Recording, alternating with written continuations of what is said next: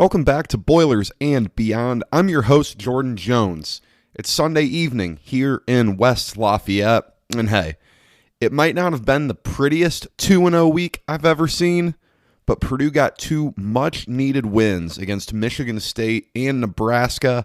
I'll break those down, and can you believe that there are already just 2 weeks left in the regular season? We'll discuss what the final stretch looks like for the Boilermakers and talk a little bit of Purdue football, whose spring practices are officially underway. First, though, let's take a look back to Tuesday night in Mackey Arena. Michigan State in town. They had one interesting adventure getting to Lafayette on Monday night as they were coming down during a snowstorm.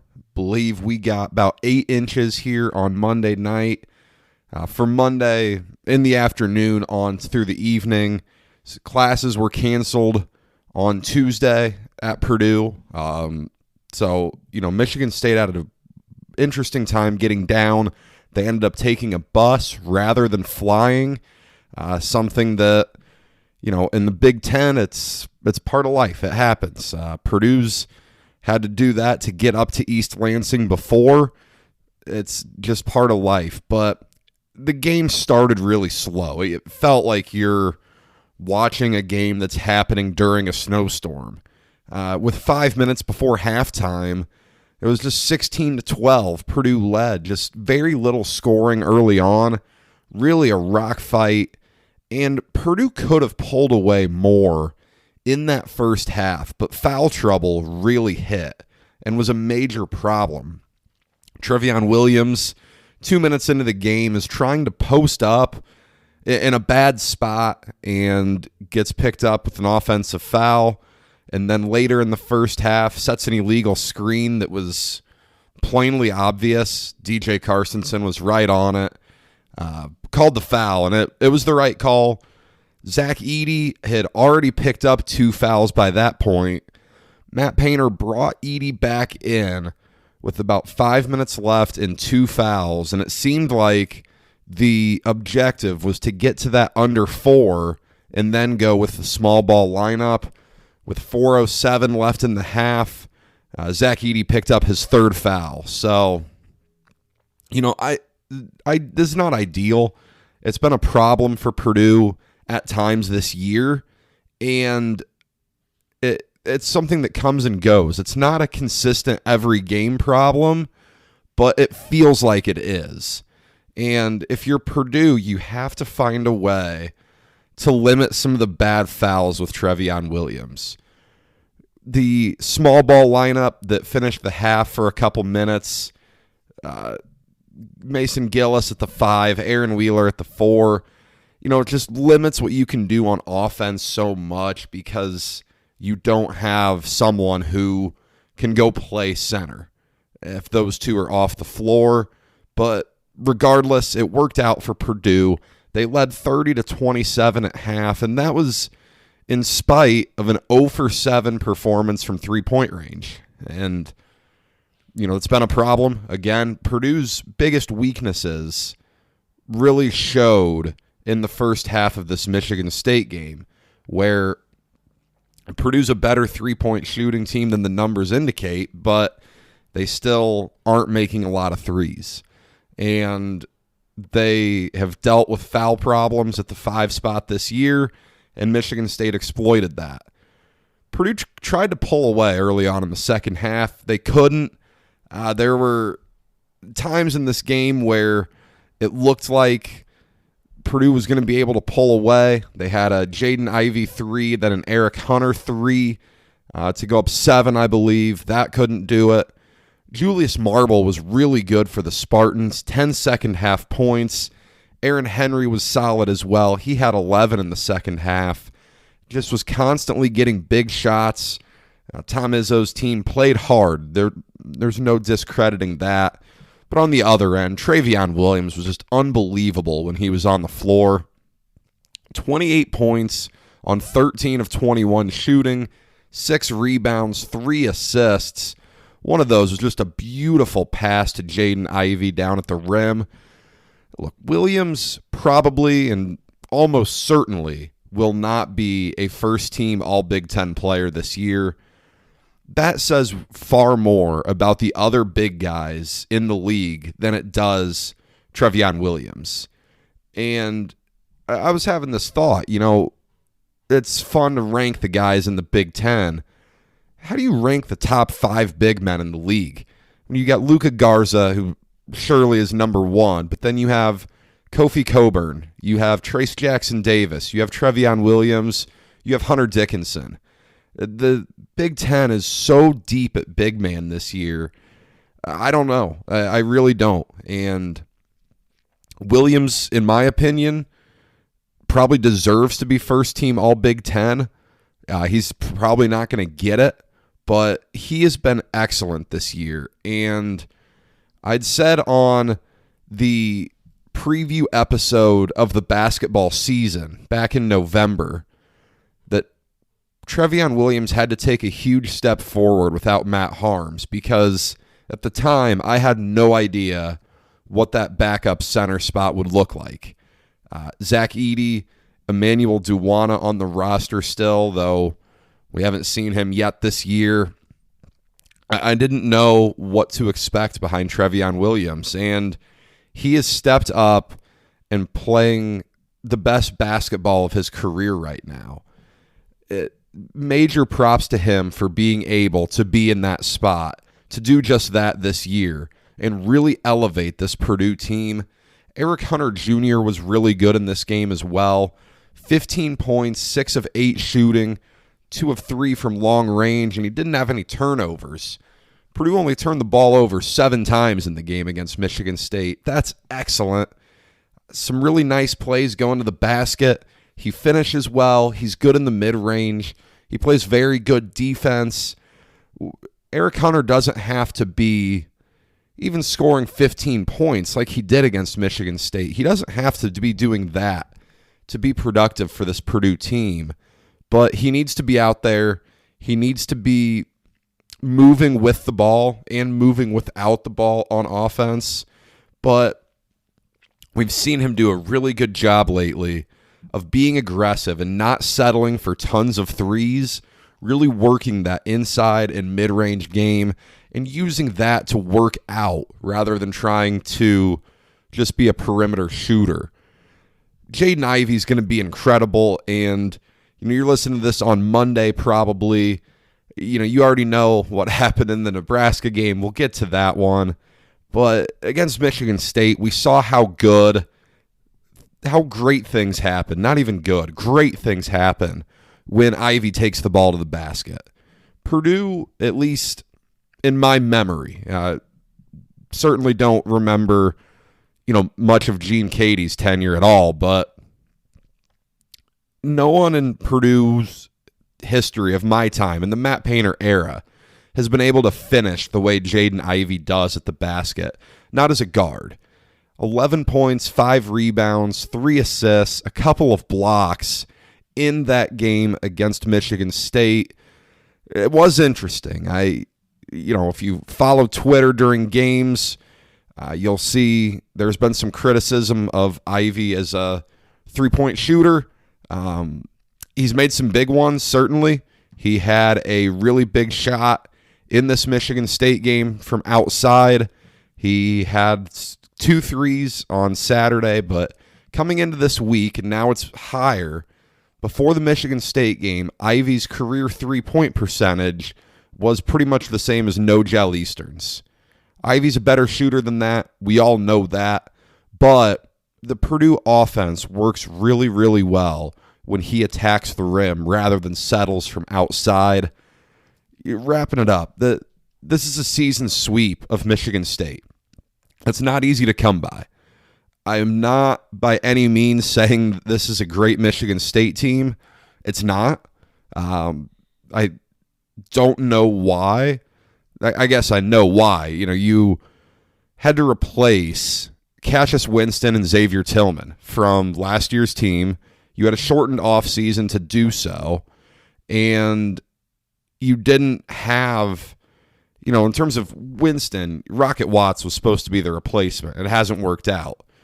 In the front court, guys like Marcus Bingham and guys like Thomas Kithier, they're just not ready to be in that conversation with the good big men in the Big Ten. They're not there yet. And when you don't have those two in a Tom Izzo offense, it's not going to work out. They do have a good recruiting class coming in next year. Former Purdue target Max Christie from the Chicago area. He's going to be their anchor. But you have to get the point guard. You have to get the true center. I didn't understand why they refused to double-team Trevion Williams. Bingham, Matty Sissoko, Thomas Kithier, they weren't doing anything to stop Trevion Williams. It didn't make much sense, but as I said, Michigan State played really hard. They took that same energy into the weekend and came back to beat Indiana at Assembly Hall. Trace Jackson Davis, 34 points, not enough for the Hoosiers. We'll get to them later. Speaking of Saturday games, though, Purdue, Nebraska, these games are never easy. It's very hard this year to go play Nebraska and come out of it looking like a better team than you did going into the game. If Purdue wins this game, then the expected result happened. If they lose, you lose to the worst team in the Big Ten. It's a situation where you really can't win and, look like it's a net positive in the minds of the selection committee, and it's just one win. But that one loss would hurt so much more than a loss to, say, Illinois or Iowa.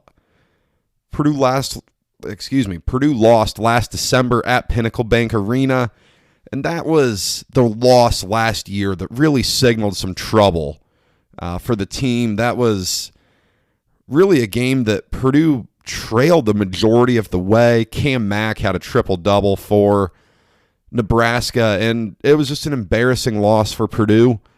The rest of the season was up and down, but that game was really, I think, when it could be inferred that last year's team wasn't what anyone hoped it was. But the coaches were using that game as motivation coming into this one. Nebraska has been playing like crazy to make up from that 3-week COVID pause. Their practice on Friday was even limited. The day before the game, it sounded like guys were going out. Guys were really hurting physically. That another thing of that only contributes to this game being one that if you're Purdue, you can't lose. And early on, Purdue looked pretty good. Nebraska wasn't going away lightly. They had 7 threes in the first half, and it wasn't Teddy Allen going off for them. You saw Trey McGowan's and Cody Webster doing the majority of the damage in the first half. If you're Purdue, that's A-okay. You're not too worried about that. You want to avoid Allen just torching you, and Purdue did that. It was interesting, though. The first half, 28 of Purdue's 40 points came from freshmen. 13 points in the first half from Jaden Ivey. A pair of triples helped that out. Brandon Newman, 8. Zach Edey, 6. Mason Gillis, 1. And this freshman class is special. And you see it every week because either Hunter Dickinson from Michigan wins Big Ten Freshman of the Week, and after his performance against Ohio State today, he will win that again this upcoming week. Either Dickinson wins Big Ten Freshman of the Week or it goes to a Purdue player. And these guys aren't going to get recognition, but Purdue was trying to get the ball to Trevion Williams. It wasn't working. Nebraska doubled the post as aggressively as I've seen in years. Just a double team as soon as the ball was even moving towards Williams, it felt like. And Purdue struggled partially because they weren't knocking down a high percentage of threes. I believe for the game, Purdue was right around 31% from three-point range, made 10 of them on 30-some attempts. I like Nebraska's strategy of doubling the post. I think that's how you do it if you're an undersized team against Purdue. Williams does have excellent passing ability, but Purdue hasn't been knocking down shots lately. That's not just a blip in the radar of the Nebraska game. This has been a trend for about a month now, and it kept Nebraska in the game for a long time. Purdue did lead by 3 at half, but that was quickly erased. Nebraska got a lead right at the start of the second half, but Purdue kind of held in there. At the under 12 media timeout, Purdue had regained a lead, and from that point, it was a 27-9 run for the Boilers. It became a welcome back party for Sasha Stefanovic.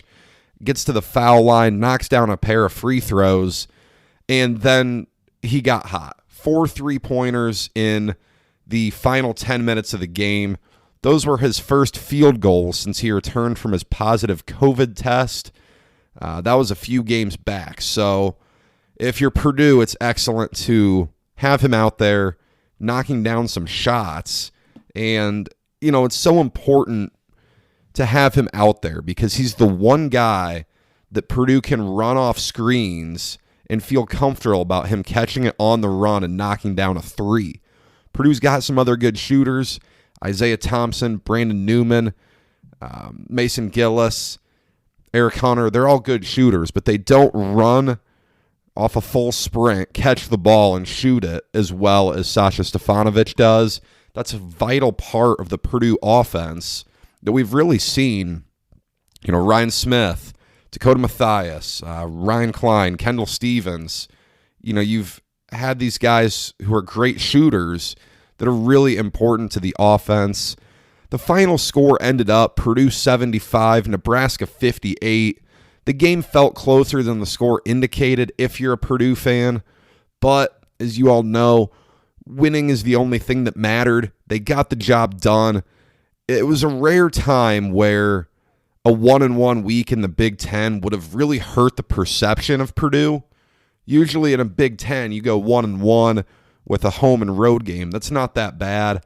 This year with these two teams, Purdue needed to go 2-0. They were favorites in both. They got them done. You do have to feel for Nebraska, just what they're going through right now. It's a weird dynamic. Everything about that program is starting to look weird. The Fred Hoiberg transfer-heavy culture, I have questions about it already, just with how depleted of talent that roster really is. That they can't compete in the Big Ten right now. There aren't any indications that they're going to. They do have a good recruit coming in next year, but it's just an interesting dynamic up in Lincoln right now. Hoiberg's certainly going to get plenty of time to develop a winner. We've seen Tim Miles get some time. Unfortunately, he got fired. I think everyone in the rest of the Big Ten kind of saw that and disagreed. I think we all question, how high of a ceiling Nebraska basketball has, and Miles was doing a great job. We'll see if Hoiberg can get them back to that same level that Tim Miles was at towards the end of his time in Lincoln. Up next for Purdue, a Friday night game in the Bryce Jordan Center at Penn State. It will feel like normal in the Bryce Jordan Center this year. There are very few fans there in a non-COVID year. There are no fans there in the COVID year. Won't be much of a difference, but it has also been a place where Purdue hasn't always had the best of performances. They do tend to find ways to escape. I think back to Ryan Klein bailing them out in 2017. I think back to Carson Edwards helping them get a win in double overtime in 2019. This Penn State team's in a really weird spot. Pat Chambers was fired preseason. Jim Ferry comes in as the interim coach with a lot of roster turnover. It's really hard when the Big Ten is as good as it is this year and you're at a football school. We'll call it what it is. Penn State has never been a competitive Big Ten basketball team for more than a year or two at a time. The best player in school history, probably, you can make an argument for someone else, but I'm going to lean Lamar Stevens was the best player in school history, was one game away from breaking the scoring record. He graduates. Mike Watkins, Curtis Jones, both guys who graduated. And then you lose Rasir Bolton, who transferred to Iowa State after some incidents with Pat Chambers. Had to do with his dismissal as a head coach. That's a lot of turnover, but they do play hard. They have some guys who can make plays. Myron Jones, we saw him hit some really deep threes to keep Penn State's hopes alive in Mackey just a month ago. Isaiah Brockington, Seth Lundy, solid guys who can shoot it from the outside. And then John Harrar, he gets no discussion at all. He doesn't stand out in the conference at all of big men, but he does a good job for this team. Certainly no one expected him to play the role he does this year, and he's been very good for them, even if this isn't a great Penn State team and you wouldn't expect a ton out of them. This is a game Purdue probably should win. It doesn't mean it'll be an easy win, but I like the way the schedule sets up for Purdue.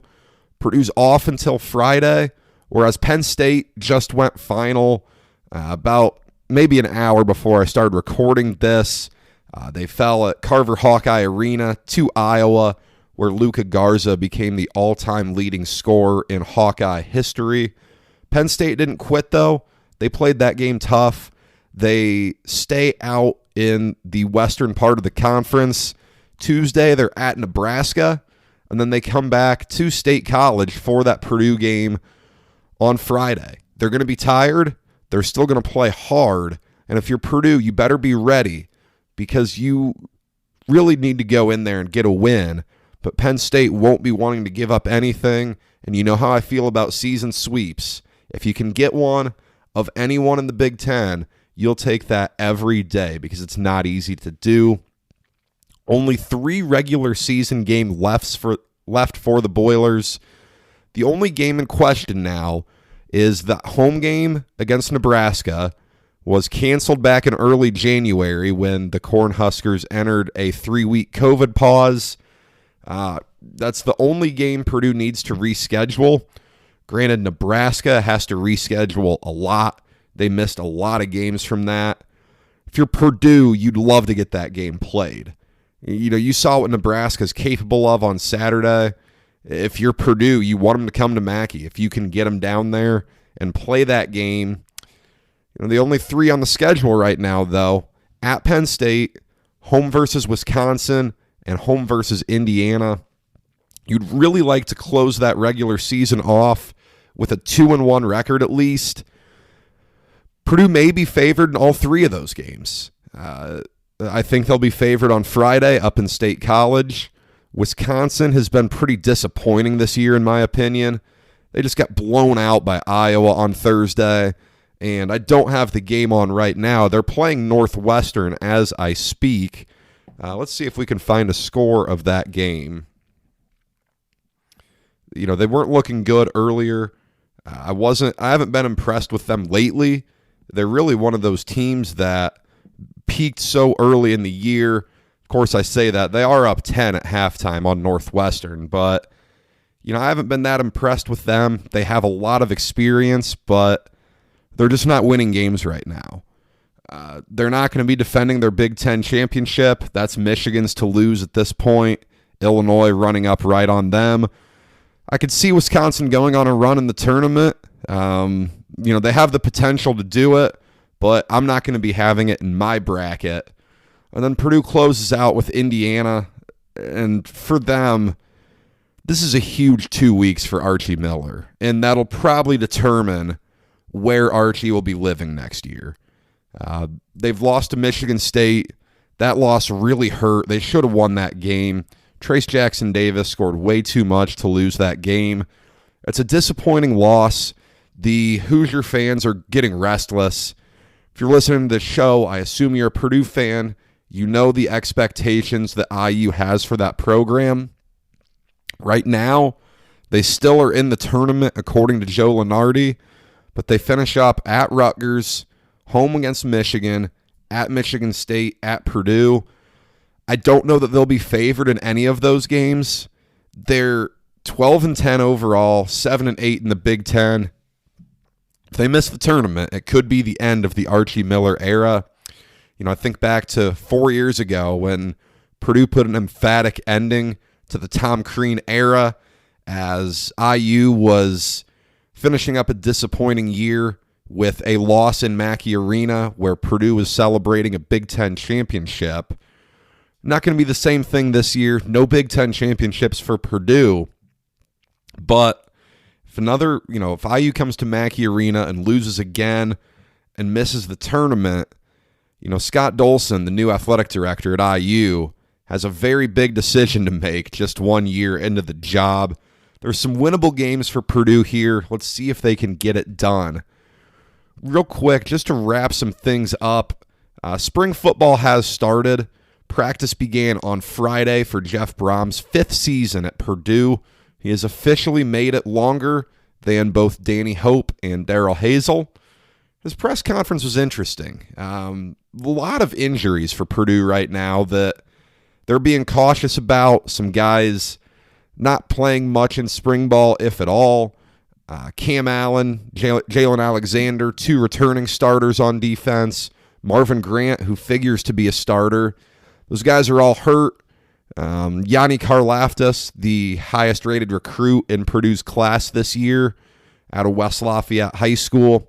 He hurt himself in Westside's season opener and never came back. He's still dealing with an injury.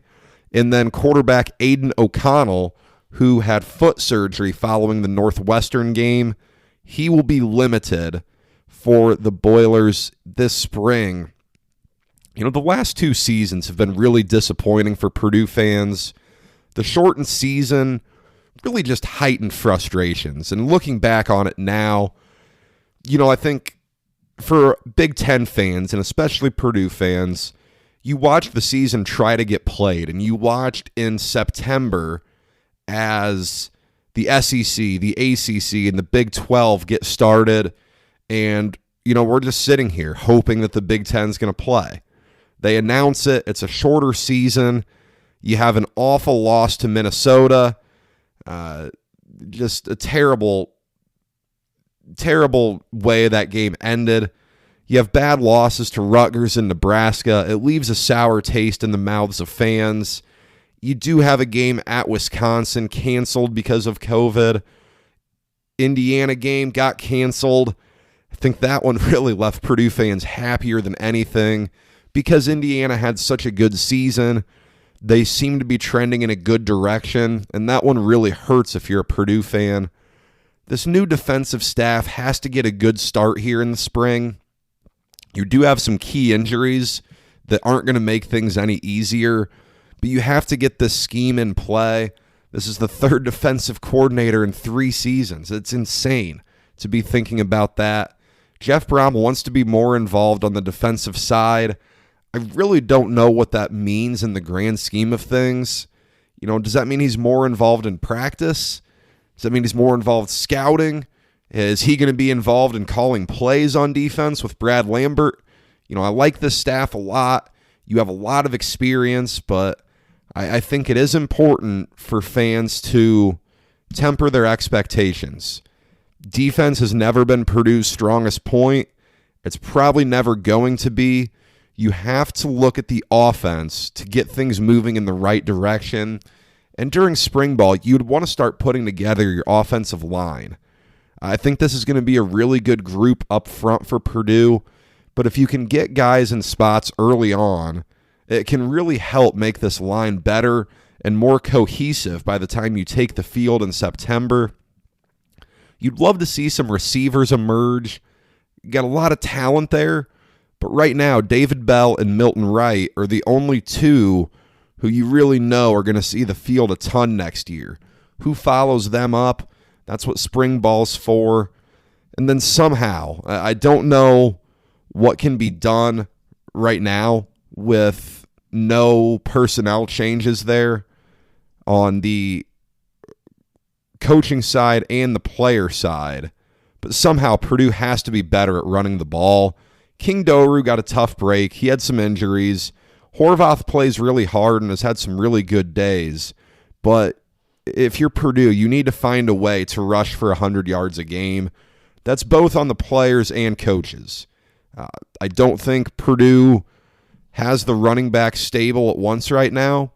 I also think that Purdue has abandoned the run game in so many instances over, really the past 8 years. We saw it all the time with Darrell Hazel as well because they'd be losing by so much. But sometimes Purdue panics and abandons the run. You can't do that. You have to stick to it. We saw how well that worked in the Iowa game when Brian Brom was calling the plays. We'll see if they can start figuring out that run game a little bit better this spring. It was exciting to see tickets go on sale. I know I can't wait to be back in Ross-Ade and on Slater Hill, enjoying Saturdays in West Lafayette. Here on the show, we'll be talking football all off-season long. Once basketball ends, the show will definitely change up during the off-season, but we'll make sure you're ready for Purdue football come September when they tee it up on the 4th against Oregon State in Ross-Ade. That's all I have for you today. Thank you for spending time with me. Be sure to follow the show on Twitter @BoilersBeyond for news and in-game analysis. Boilers and Beyond is available wherever you get your podcasts. Be sure to subscribe so you don't miss an episode. I'll be back next Monday with a new episode to break down the Penn State result and preview the final week of Big Ten regular season action. But until then, enjoy all the college basketball you can as the push to make the field of 68 is on for so many teams across the country.